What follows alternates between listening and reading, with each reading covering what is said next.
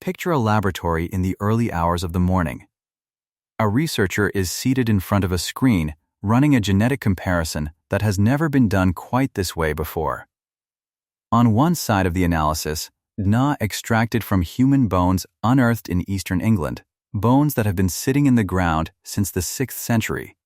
On the other side, genetic profiles from living Americans, people who trace their family names back to English colonial settlers, people who have lived in North America for 3, 4, sometimes 8 or 9 generations without ever setting foot on British soil. The algorithm processes the data. The comparison resolves.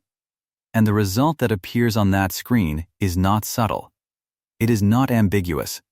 There is a real, statistically significant, scientifically verifiable genetic connection between those ancient English bones and those modern American bodies. A connection that has survived 15 centuries of war, plague, invasion, religious upheaval, and a crossing of 3,000 miles of open ocean. The researcher stares at the result for a moment. Because this is not how the story was supposed to go. The conventional understanding of British ancestry had always assumed that the genetic contribution of any one ancient group would be thoroughly diluted by the layers of conquest and migration that followed. The Vikings, the Normans, the centuries of urban mixing and demographic turbulence that characterized English history. And then the further dilution that would have occurred as English settlers interbred with other European colonists in North America across dozens of subsequent generations. By any reasonable expectation, whatever genetic signature the Anglo-Saxons had introduced into England should have faded to near invisibility centuries ago. And yet here it was. Detectable. Specific. Traceable. Alive inside the cells of people who had no idea they were carrying it.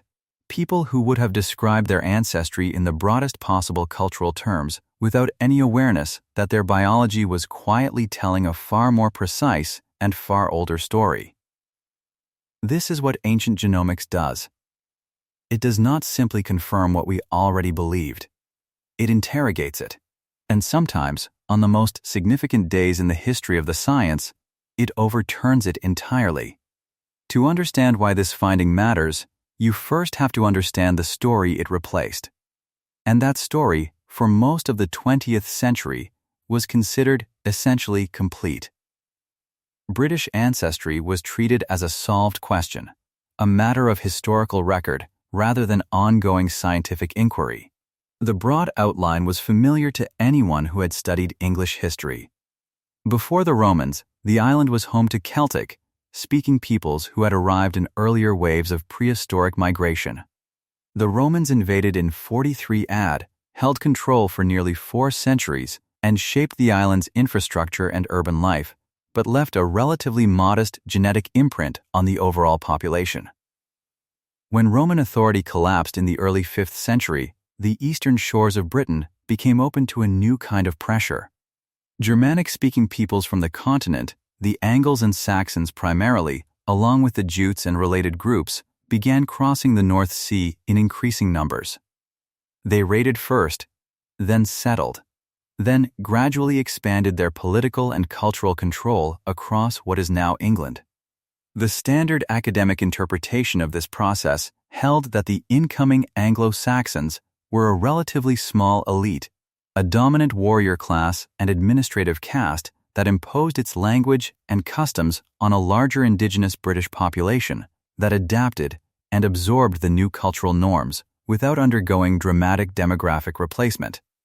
This view was partly based on historical analogy, the idea that elite migrations rarely involved mass population movement, and partly based on the practical difficulty of explaining how an entire island population could be genetically replaced in a matter of centuries without leaving clearer archaeological evidence of conflict and displacement. After the Anglo-Saxon period, subsequent waves of migration added more layers to the story. The Danish and Norwegian Vikings, who raided and settled large portions of northern and eastern England from the late 8th century onward, contributed their own genetic and cultural material. The Norman conquest of 1066 brought a French-speaking aristocracy that reshaped the language, the law, and the social structure of England from the top down. And in the centuries that followed, internal migration, urbanization, the devastating demographic shock of the Black Death, and eventually the expansion of empire and global trade continued to mix and reshape the English population in ways that were difficult to track with any precision. By the time English colonists began sailing to North America in the early 17th century, they were understood to be carrying a heritage that was already thoroughly blended, already the product of so many successive migrations that no single ancient ancestry could meaningfully be isolated within it.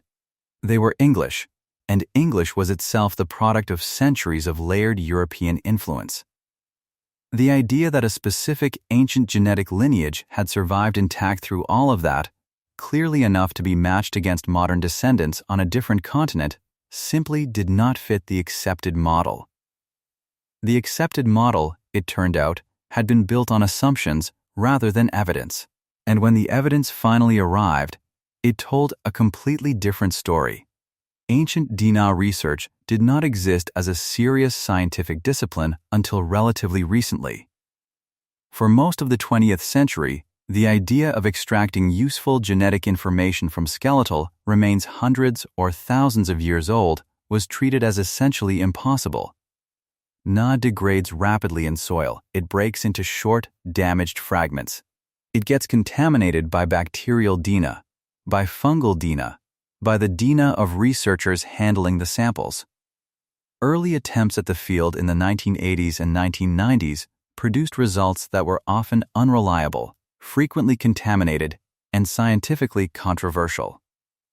What changed the situation was a convergence of technological advances that accelerated dramatically through the 2000s and especially the 2010s.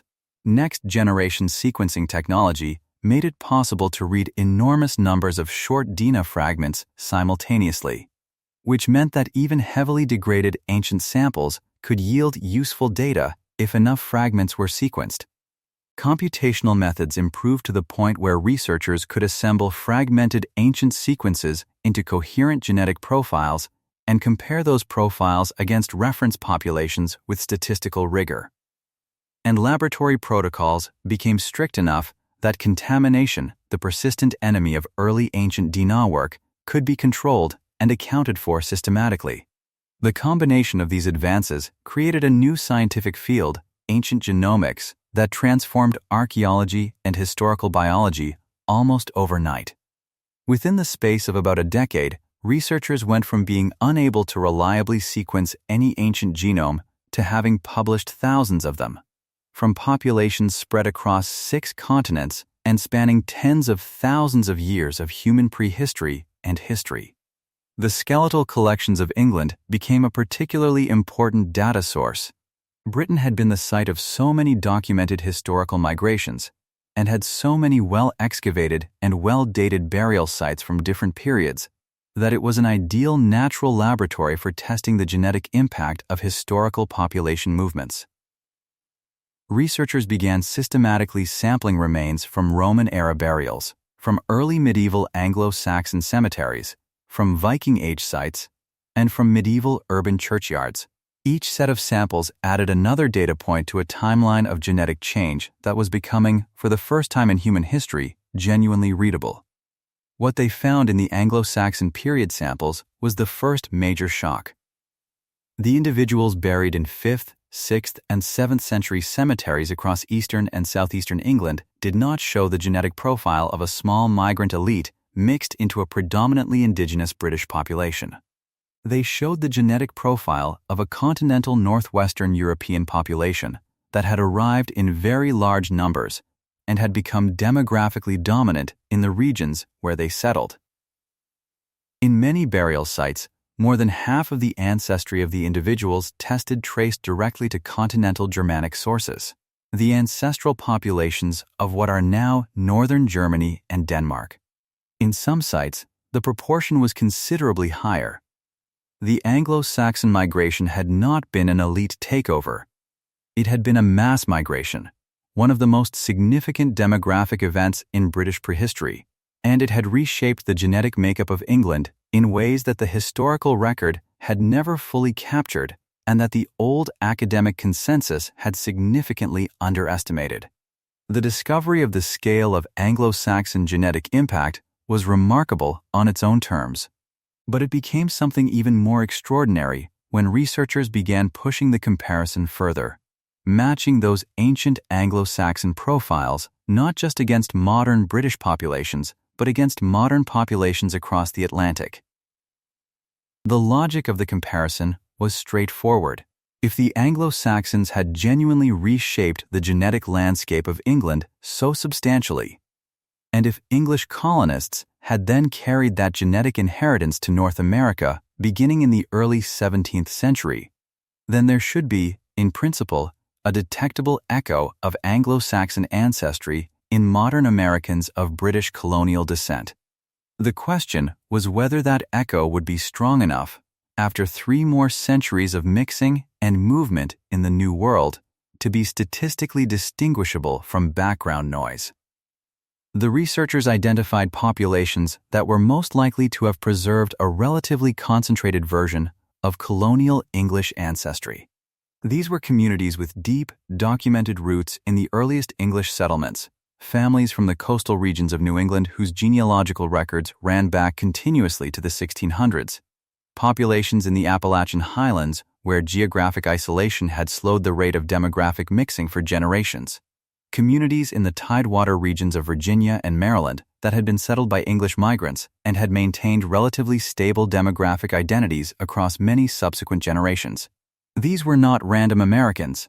They were Americans whose family histories, insofar as those histories could be traced, ran in a fairly straight line back to 17th century England. When the genetic profiles of these populations were compared against the ancient Anglo-Saxon samples from England, the signal was there, measurable, statistically significant, and specific enough to be meaningful rather than incidental. The modern Americans in these comparisons showed patterns of continental northwestern European ancestry that aligned more closely with the ancient Anglo-Saxon genetic profile than with other European lineages. The specific markers that distinguished Anglo-Saxon ancestry from, for example, Norman French ancestry or Scandinavian Viking ancestry showed up in these populations at rates consistent with a genuine line of inheritance running from early medieval England through the colonial period and into the present day. This was not a romantic metaphor or a genealogical approximation. It was quantifiable. The cells of these living Americans contained measurable biological evidence of a migration that had taken place 15 centuries before they were born, on a continent they had never visited, among people whose names and faces and languages were entirely lost to time. The obvious question is how? How does a genetic signature survive 15 centuries of continuous demographic change, survive the Viking Age and the Norman Conquest and the upheavals of the medieval period, cross an ocean, spend 3 more centuries mixing in a new world, and still emerge detectable at the other end? The answer lies in the arithmetic of population genetics, and it begins with the sheer scale of the original Anglo-Saxon migration. When a genetic contribution enters a population at very high frequency, it does not dilute quickly. If 60 or 70% of the ancestry of a given region's population traces to a particular source, subsequent admixture from other sources will reduce that proportion, but it will reduce it slowly and in proportion to how much admixture actually occurs. A population that is 70% Anglo-Saxon in origin and absorbs 2 or 3 centuries of Scandinavian Viking admixture might end up at 55 or 60% Anglo-Saxon ancestry. Another 2 or 3 centuries of Norman and post-Norman admixture might bring that to 50%. But 50% of a large and geographically widespread population is still an enormous genetic signal, one that remains clearly detectable in any statistical comparison. And the regions of England that produced the largest proportion of early American colonists were not randomly distributed across the country. The eastern and southeastern counties of England, East Anglia, Kent, Essex, Suffolk, and their immediate neighbors were precisely the regions where Anglo-Saxon genetic influence had been most concentrated from the beginning. These were the areas closest to the continental source of the migration, the areas settled earliest and most densely. The areas where the original Germanic ancestry had been highest and had remained highest throughout the medieval period.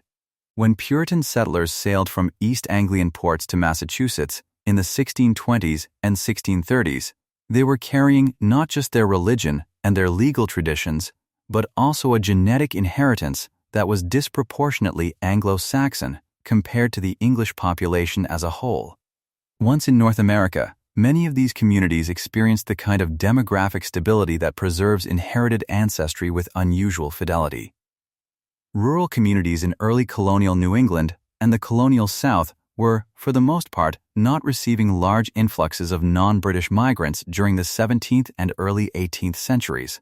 The isolation that characterized early settlement, combined with the social and religious pressures that kept many of these communities relatively close to outside marriage for generations, meant that the genetic inheritance the colonists had brought from England was being passed forward with fewer diluting influences than it would have faced had those communities remained in England itself, where urban centers were continuously receiving migrants from across Europe.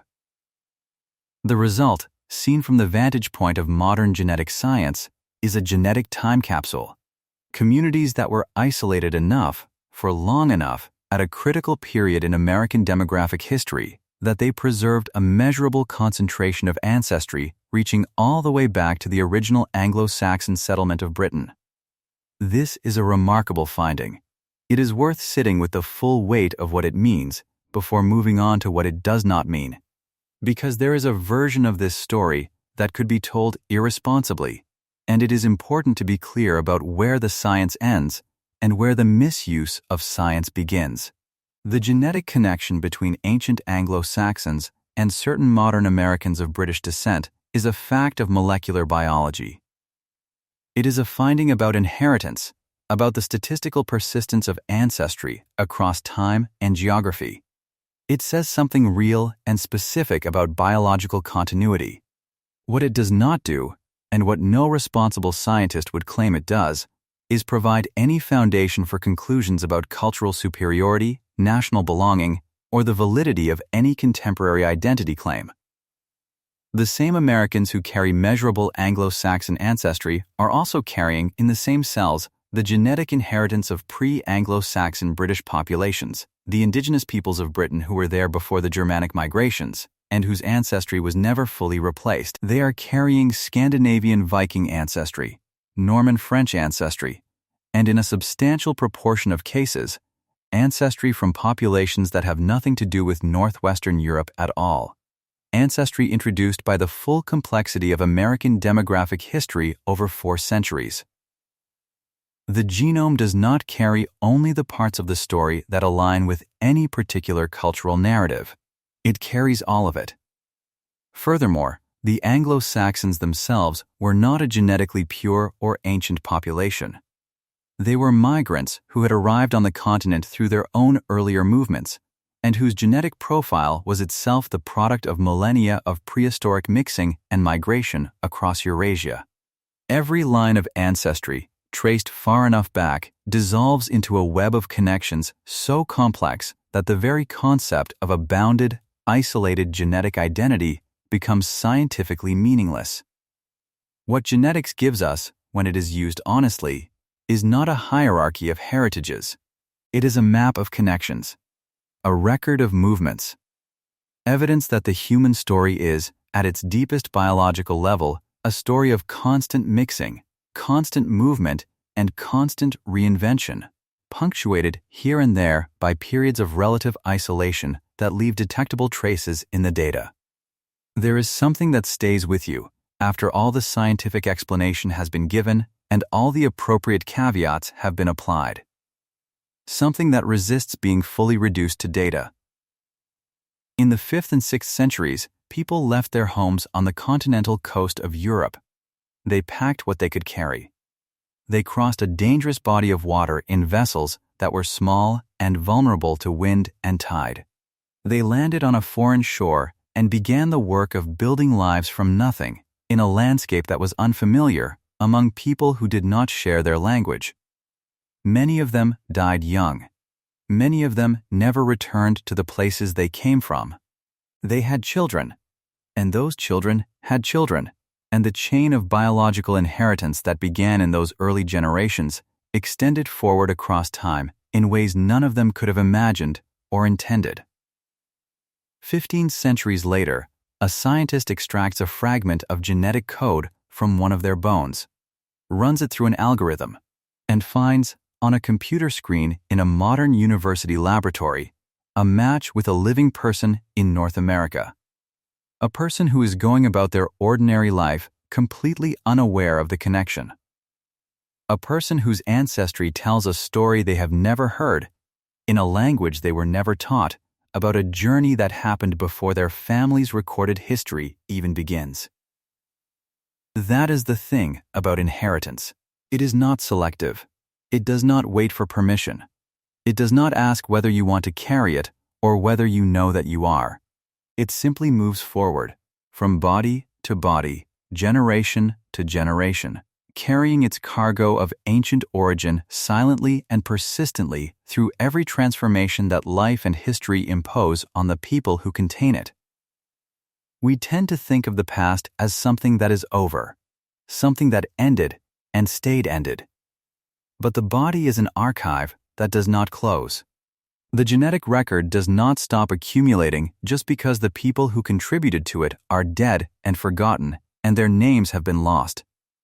Their contribution persists. It persists in measurable, specific, scientifically verifiable form, inside people who have their own names, their own lives, their own sense of who they are and where they belong. The Anglo-Saxon settlers who transformed England in the early medieval period left behind more than place names and legal customs and the deep grammatical skeleton of the English language. They left behind themselves, in the most literal biological sense. Encoded in DNA, preserved across 15 centuries of human history, still present, still detectable, still telling their story to anyone with the technology and the patience to listen. The bones in the English earth are not silent. They never were. We just finally learned how to hear them. And what they are telling us, across the enormous distance of 1,000 years and an ocean, is something that no history book could have told us with the same precision, the same intimacy, or the same quiet, undeniable authority. They are telling us that the past does not disappear. It continues. It finds its way forward. And somewhere, in the cells of people who will never know the names of the ancestors who gave them this gift, it is still alive.